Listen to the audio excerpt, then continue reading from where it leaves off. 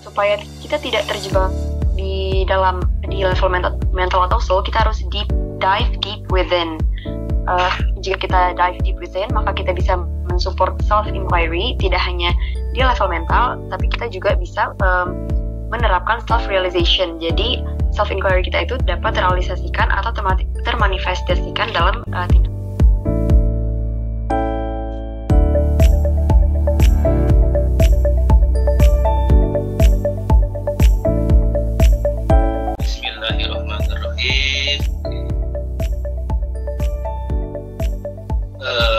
Materi hari ini kita melanjutkan materi sebelumnya tentang bagaimana kita mengenal jiwa kita, mengenal subconscious kita. Jadi untuk pembahasan hari ini kita akan mencoba mendalami lagi materi tentang elemen-elemen jiwa, terutama subconscious gitu kan. Itu sebelum kita membahas lebih dalam lagi tentang self-inquiry meditation dan transcendental meditation. Nah, seperti kita ketahui bahwa yang namanya jiwa itu kan ada 5 elemen: imajinasi, memori, emosi, will, dan mind.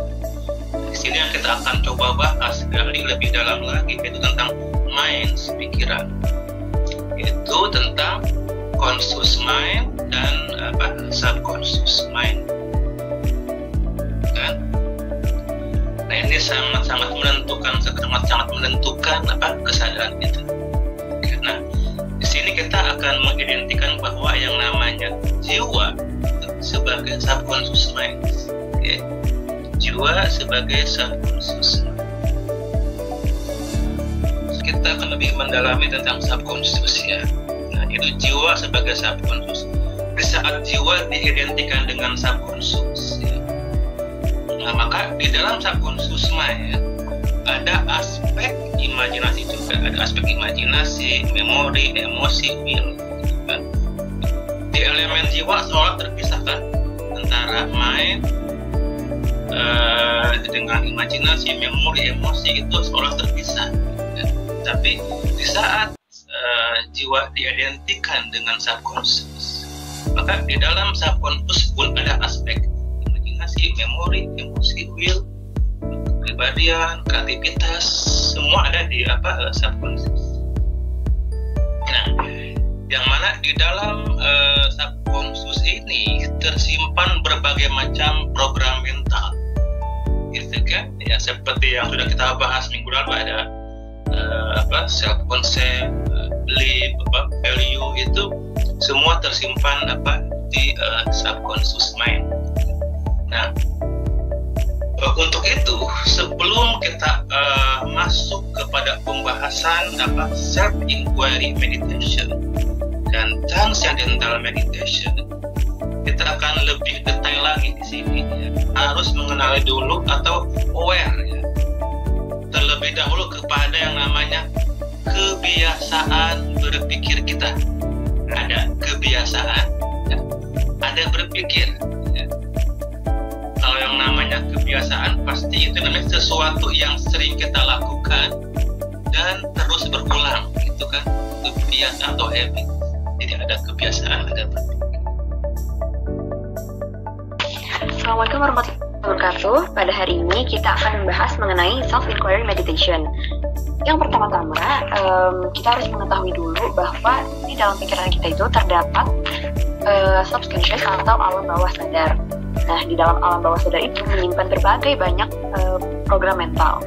Oleh karena itu, kita harus selalu menyadari kebiasaan berpikir kita, karena itu sangat mempengaruhi keputusan-keputusan yang kita buat di dalam hidup kita. Nah, orang-orang yang tahu mengenai self-inquiry secara teori maupun secara konsep dan melakukannya, jangan sampai hanya terjebak hanya di self-inquiry level mental atau soul. Karena ciri-ciri orang yang terjebak di self-inquiry level mental atau soul itu adalah orang-orang yang tidak menyadari kebiasaan berpikirnya.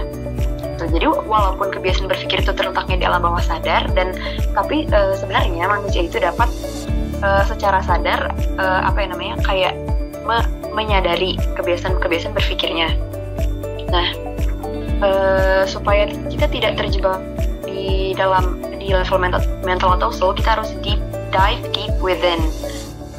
Jika kita dive deep within, maka kita bisa mensupport self-inquiry tidak hanya di level mental, tapi kita juga bisa menerapkan self-realization. Jadi self-inquiry kita itu dapat terrealisasikan atau termanifestasikan dalam tindakan. Nah, bahayanya lagi adalah self-inquiry yang stuck di mental kadang bisa menjadi tipuan, karena pikiran itu seperti sumber munculnya nafsu, dan nafsu itu bisa menyerap power kita. Jadi dapat dikatakan bahwa mind itu adalah salah satu obstacle dalam kehidupan kita. Nah, kebiasaan pikiran itu sifatnya abstrak, sedangkan tindakan kelihatan nyata dan konkret. Dari sekian banyak kebiasaan yang kita lakukan di kehidupan sehari-hari, yang paling powerful, namun powerfulnya ini dalam konotasi negatif, kebiasaan yang paling berbahaya itu adalah kebiasaan berpikir atau thinking as a habit. Nah, proses pembentukan kebiasaan itu berawal dari pembiasaan.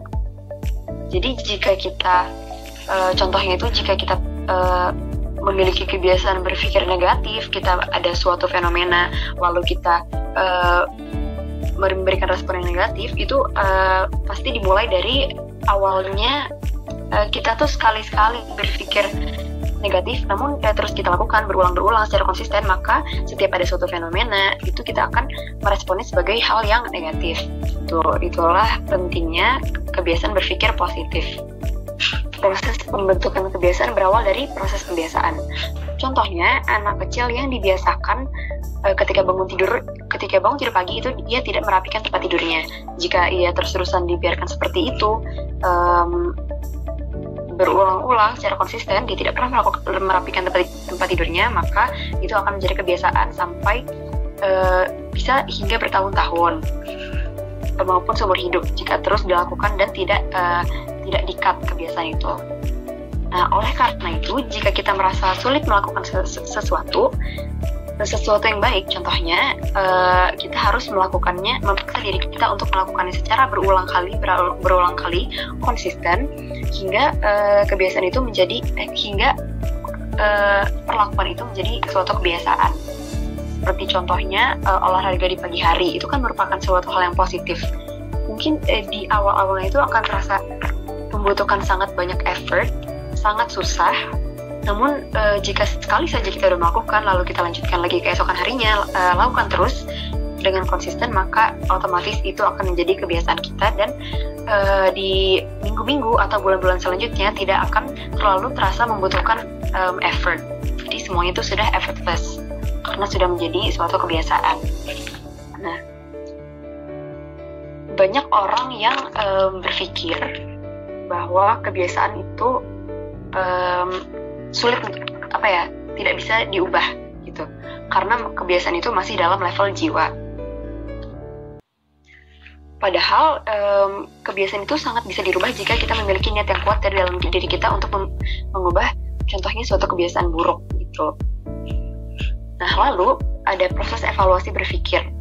Nah, mulai dari munculnya proses evaluasi berpikir itu dimulai dari munculnya suatu stimulus hingga kita menyadari adanya stimulus tersebut itu hanya membutuhkan waktu 500 milidetik.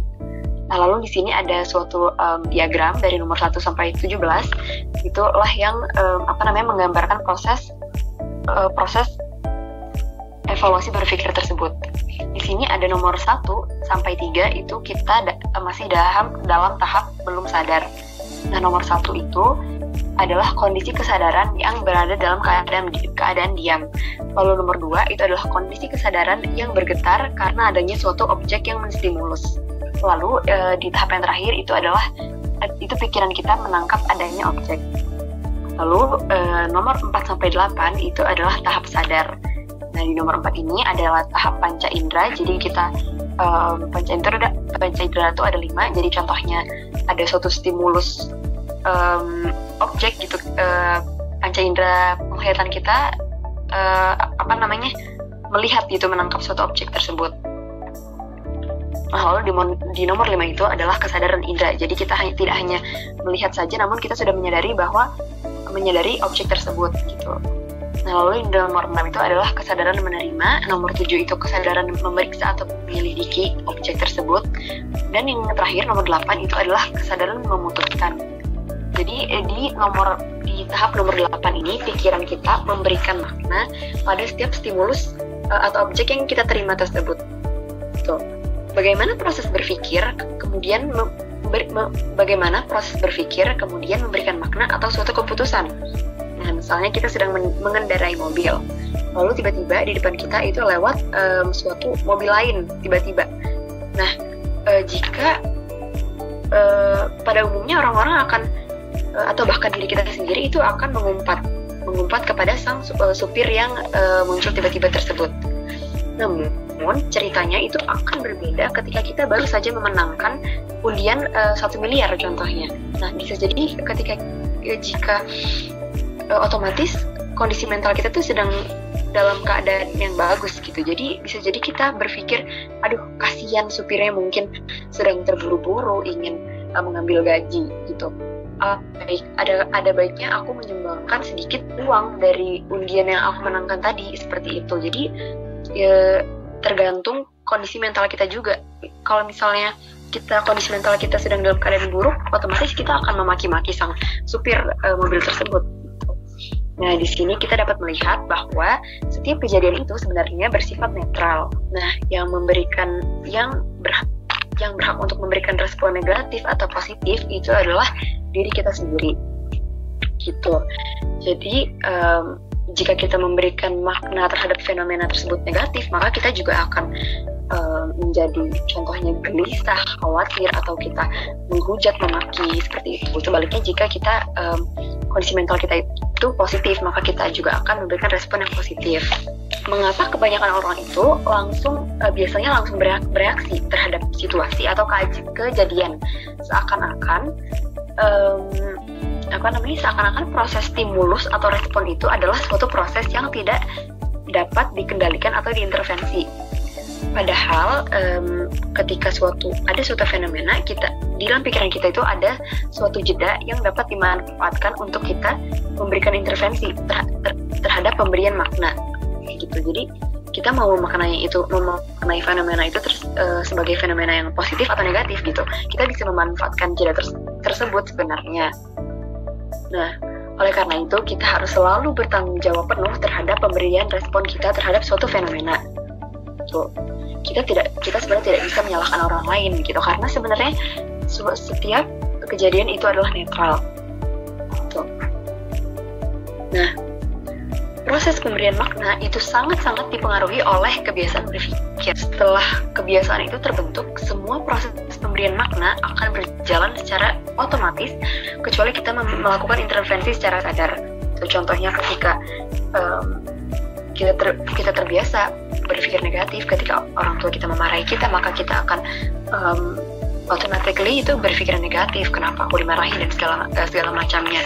Itu ketika sudah terbentuk bahwa ketika orang tua memarahi kita itu artinya negatif gitu. Jika kita membalikkan pikiran kita bahwa mungkin itu adalah salah satu bentuk ingin mengingatkan saya, ingin membawa saya kepada jalan yang benar gitu, kita berpikirnya positif, maka kebiasaan-kebiasaan itu juga akan terbentuk, kebiasaan berpikir positif gitu. Nah, lanjut lagi, di diagram ada nomor 9 sampai 15, itu mewakili saat kita memberikan respon atau reaksi terhadap stimulus yang kita terima. Itu bisa positif, negatif, ataupun netral gitu. Jadi itu di tahap ini kita sudah memberikan respon dan reaksi. Lalu di nomor 16-17 itu kesadaran kita mencatat atau menerima yang mencatat segala sesuatu ke memori atau ingatan. Jadi di tahap terakhir ini dicatat gitu fenomena-fenomena yang terjadi di memori dan ingatan kita. Nah, lanjut di sini di dalam pikiran kita ada yang namanya peta internal atau internal map. Itu adalah mekanisme berpikir kita. Banyak orang yang tidak menyadari bahwa mereka itu memiliki peta internal, tidak memahami cara kerja peta internal, tidak menyadari bahwa kita dapat merancang ulang dan membangun peta internal kita yang sejalan dengan keinginan serta dapat membantu kita menciptakan pengalaman dan prestasi hidup seperti yang kita inginkan. Nah, lalu di dalam peta internal ini ada 3 komponen. Yang pertama itu adalah mental state atau kondisi mental. Kondisi mental kita ini sangat dipengaruhi oleh kondisi fisik. Mental state ini juga sangat mempengaruhi diri kita dalam memberikan respon terhadap suatu kejadian. Nah, oleh karena itu kita harus selalu berusaha untuk selalu berada dalam mental state yang kondusif. Jadi mental state kita ini jangan dibiarkan chaos gitu. Nah, yang kedua itu ada question and reference. Nah, kalau question and reference ini, contohnya tuh di dalam hidup itu kan kita akan selalu mendapatkan pertanyaan, tidak peduli apakah pertanyaan itu salah atau benar. Nah, berita baiknya adalah itu, kita tidak peduli apakah pernyataan itu salah atau benar. Namun berita buruknya itu adalah jika kita salah bertanya. Itu akan jika kita salah bertanya itu akan sangat-sangat mengganggu jiwa dan batin kita. Contohnya ketika sahabat kita itu perlakuannya tiba-tiba berbeda kepada kita gitu, kita otomatis akan muncul pertanyaan-pertanyaan, ini kenapa sahabat saya gitu, kenapa tiba-tiba perlakuannya misalnya menjadi dingin atau tidak ramah lagi kepada saya gitu. Kalau misalnya kita memunculkan pertanyaan-pertanyaan yang salah, kita overthinking, kita negative thinking, itu akan sangat mengganggu jiwa kita tentu saja. Nah,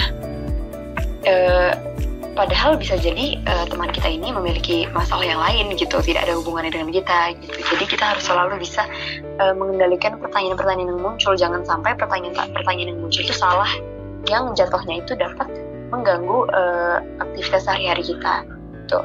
Lalu yang terakhir itu ada belief and value. Nah, belief and value itu adalah penerimaan oleh pikiran bahwa sesuatu itu benar atau nyata. Nah, peran belief atau value ini sangat-sangat penting dalam membentuk keberhasilan. Dalam keberhasilan dalam konotasi positif ataupun negatif. Gitu. Jadi kita harus selalu menyingkirkan keyakinan-keyakinan dan nilai-nilai yang sebenarnya itu self-sabotaging atau selama itu mensabotase diri kita gitu. Jadi kita tuh berhasilnya itu malah di dalam hal-hal yang buruk gitu. Jadi kita harus disingkirkan agar kita berhasilnya itu dalam koridor yang positif. Nah, sedangkan value merupakan timbangan batin atau suatu alat ukur yang akan memberikan nilai atau bobot harga terhadap sesuatu. Nah, value ini biasanya disebut sebagai suara hati, dan tentu saja suara hati ini sangat berpengaruh dalam menentukan pilihan-pilihan yang serius. Tuh. Terus ada emosi. Nah, emosi ini makna yang kita berikan kepada setiap kejadian akan memicu atau men-trigger emosi kita. Nah, emosi yang tertrigger inilah yang akan menentukan respon kita terhadap suatu fenomena tersebut. Jadi jika kita menghasilkan emosi yang buruk gitu, emosi yang marah akan suatu fenomena, tentu saja respon yang keluar dari mulut kita atau tindakan kita itu juga marah gitu. Jadi kita harus bisa selalu mengendalikan emosi kita dalam koridor yang positif. Lalu ada yang namanya mental block. Jadi keputusan seseorang itu sebenarnya lebih dipengaruhi oleh pikiran bawah sadar daripada pikiran sadar. Jadi lebih dipengaruhi oleh subconscious daripada conscious. Contohnya ketika kita ingin memutuskan sesuatu gitu, kayak tiba-tiba perasaan kita tuh nggak enak, tapi dalam pikiran sadar kita tuh nggak tahu ya kenapa ya rasanya kok nggak enak gitu ketika ingin memutuskan sesuatu. Nah, itu bisa jadi di alam bawah sadar kita itu tersimpan memori-memori atau ya ingatan-ingatan masa lalu yang muncul gitu ke permukaan, yang mengingatkan kita kembali gitu. Jadi di saat kita ingin memutuskan sesuatu, mungkin di pikiran sadar kita itu kita nggak tahu kenapa, nggak ingat gitu, kenapa ya kok rasanya jangan deh mutusin kayak gini. Tapi sebenarnya alam bawah sadar kita itu lebih mengetahui, lebih mempengaruhi kita gitu. Nah, bahayanya adalah kumpulan program pikiran yang tersimpan di subconscious itu banyak yang dapat menghambat pikiran kita. Karena kumpulan pikiran di subconscious ini banyak yang tidak tersaring. Jadi pikiran-pikiran buruk, memori-memori buruk di masa lalu itu semuanya terkumpul di subconscious kita. Dan sewaktu-waktu itu dapat muncul ke permukaan dan dapat menghambat pikiran sadar kita. Itulah pentingnya kita selalu dalam keadaan sadar dan selalu merefleksikan diri, selalu menerapkan self-inquiry, dan self-inquiry tidak hanya di level mental atau jiwa saja, namun juga self-realization. Jadi self-inquiry kita itu termanifestasikan dalam tindakan kita di kehidupan sehari-hari agar emosi kita, semua komponen-komponen dalam jiwa dan tubuh kita ini selalu berada di koridor yang positif, dan perlakuan kita dan aktivitas kita sehari-hari itu selalu positif gitu. Nah, itu saja dari saya. Mohon maaf apabila ada salah. Wassalamualaikum warahmatullahi wabarakatuh.